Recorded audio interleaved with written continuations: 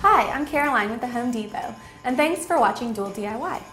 As part of the editorial team, I'm constantly communicating via phone and email with bloggers across the country to come up with DIY projects and home improvement tips to help our readers. And today we have a rare treat. Whitney from the Curtis Casa is going to be here to help us turn this old copper jelly pot into a container garden filled with succulents and cacti.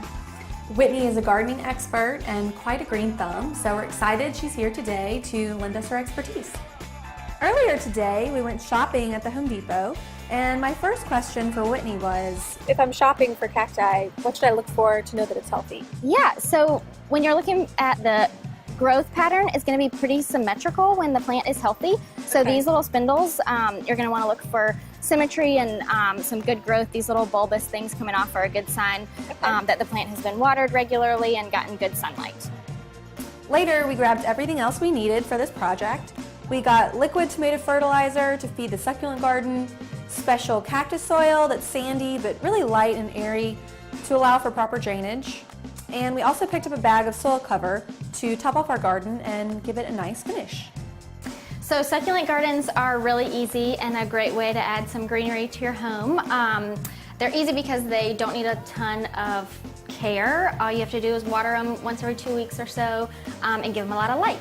So the first thing we're going to do, since this pot doesn't have a drainage hole, we just need to add some big rocks to the bottom to allow for drainage area underneath the soil. Now we're ready to add our soil. So we're going to fill it about halfway and kind of make little holes where we want to add our cacti and succulents in, and then we'll add more at the end to kind of fill in and tamp it down.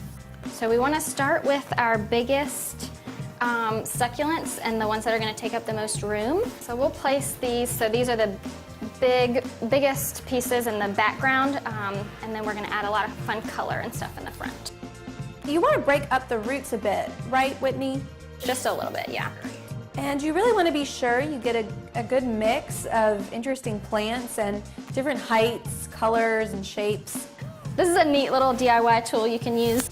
It's just a cork on top of a skewer, and when you're planting cacti and spiky stuff, it's easy to kind of tamp the soil down with. Now that we've kind of got all the plants in here, what's the next step? We can add, as our final touch, a top dressing that is either rocks or sand or small pebbles. You don't have to add it, it's totally optional, but it makes kind of a nice finished product.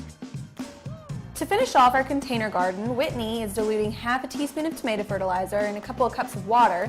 It's a little known secret that succulents love tomato fertilizer, and an application every few months will keep your garden healthy and vibrant. Well, thanks to Whitney for coming by and helping us. I think this is a really easy project, something that our readers can try on their own or maybe even with a friend. More saving, more doing. That's the power of the Home Depot.